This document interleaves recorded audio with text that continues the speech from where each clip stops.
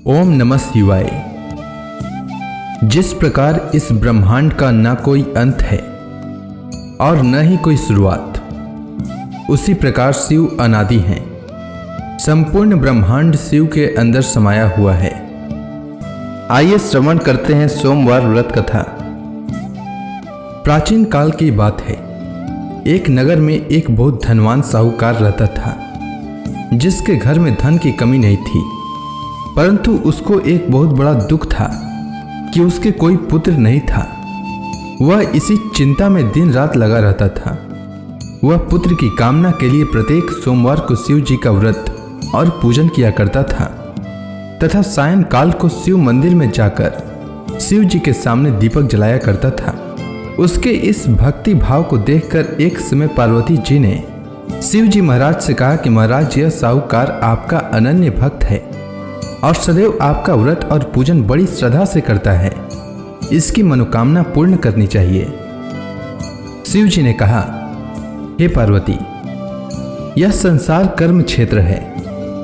जैसे किसान खेत में जैसा बीज बोता है वैसा ही फल काटता है, उसी तरह इस संसार में जैसा कर्म करते हैं वैसा ही फल भोगते हैं। पार्वती जी ने अत्यंत आग्रह से कहा, महाराज, जब यह आपका अनन्य भक्त है और इसको अगर किसी प्रकार का दुख है तो उसको अवश्य दूर करना चाहिए, क्योंकि आप सदैव अपने भक्तों पर दयालु होते हैं और उनके दुखों को दूर करते हैं। यदि आप ऐसा नहीं करेंगे तो मनुष्य आपकी सेवा तथा व्रत क्यों करेंगे। पार्वती जी का ऐसा आग्रह देख शिव जी महाराज कहने लगे, हे पार्वती, इसके कोई पुत्र नहीं है। इसी चिंता में यह अति दुखी रहता है। इसके भाग्य में पुत्र न होने पर भी इसको मैं पुत्र प्राप्ति का वर देता हूँ, परंतु यह पुत्र केवल 12 वर्ष तक जीवित रहेगा। इसके पश्चात वह मृत्यु को प्राप्त हो जाएगा। इससे अधिक मैं और इसके लिए कुछ नहीं कर सकता। यह सब बातें साहूकार सुन रहा था। इससे उसको न तो कुछ प्रसन्नता हुई और न ही कुछ दुख हुआ। वह पहले जैसा ही शिव जी महाराज का व्रत और पूजन करता रहा। कुछ काल व्यतीत हो जाने पर साहूकार की स्त्री गर्भवती हुई और 10वें महीने में उसके गर्भ से अति सुंदर पुत्र की प्राप्ति हुई।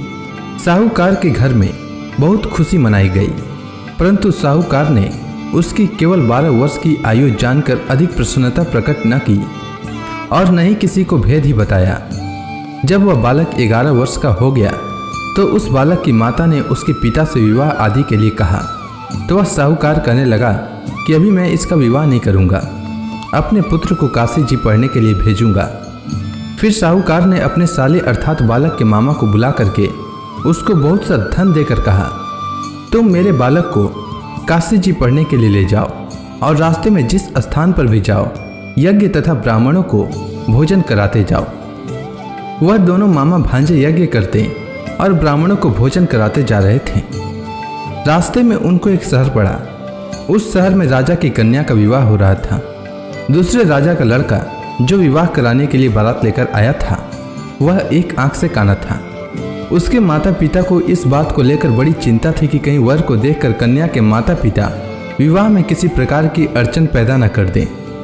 इस कारण जब उसने अति सुंदर सेठ के लड़के को देखा तो मन में विचार किया कि क्यों न दरवाजे के समय इस लड़के से वर का काम चलाया जाए। ऐसा विचार कर वर के पिता ने उस लड़के और मामा से बात की तो वे राजी हो गए। फिर उस लड़के को वर के कपड़े पहनाकर तथा घोड़ी पर चढ़ाकर दरवाजे पर ले गए और सब कार्य प्रसन्नता से पूर्ण हो गया। फिर वर के पिता ने सोचा कि यदि विवाह कार्य भी इसी लड़के से करा लिया जाए तो क्या बुराई है।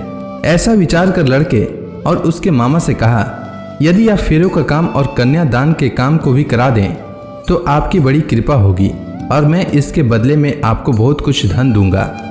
तो उन्होंने स्वीकार कर लिया और विवाह कार्य भी बहुत अच्छी तरह से संपन्न हो गया।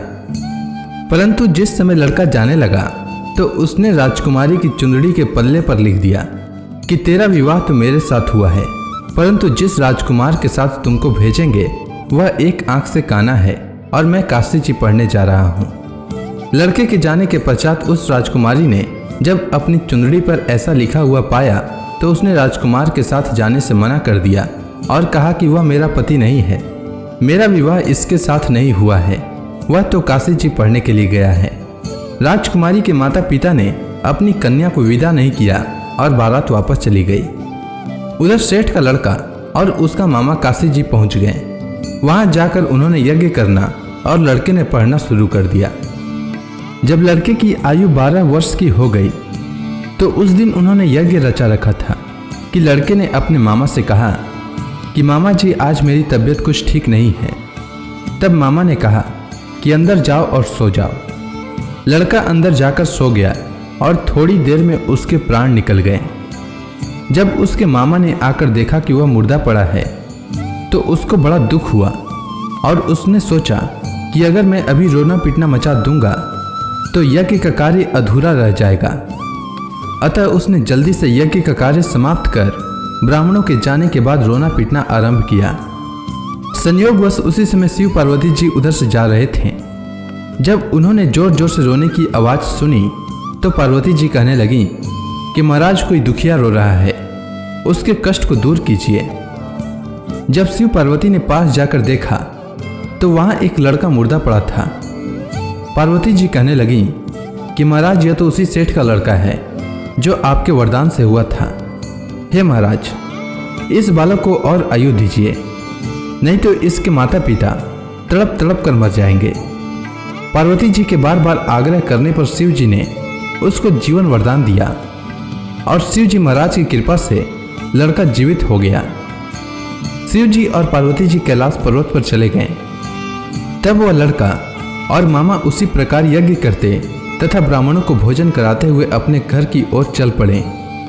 रास्ते में उसी शहर में आए जहां उसका विवाह हुआ था। वहां पर आकर उन्होंने यज्ञ आरंभ कर दिया तो उस लड़के के ससुर ने उसको पहचान लिया और अपने महल में ले जाकर उसकी बड़ी खातिर की।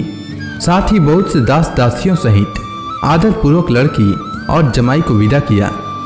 जब वह अपने शहर के निकट आए तो मामा ने कहा कि मैं पहले तुम्हारे घर जाकर खबर कर देता हूँ। जब उस लड़के का मामा घर पहुंचा तो लड़के के माता पिता घर की छत पर बैठे थे और यह प्रण कर रखा था कि यदि हमारा पुत्र सकुशल लौट आया तो हम राजी खुशी नीचे आ जाएंगे, नहीं तो छत से गिरकर अपने प्राण खो देंगे। इतने में उस लड़के के मामा ने आकर यह समाचार दिया कि आपका पुत्र आ गया है, तो उनको विश्वास नहीं हुआ। तब उसके मामा ने शपथ पूर्वक कहा कि आपका पुत्र अपनी स्त्री के साथ बहुत सारा धन लेकर आया है। तो सेठ ने आनंद के साथ उसका स्वागत किया और बड़ी प्रसन्नता के साथ रहने लगे।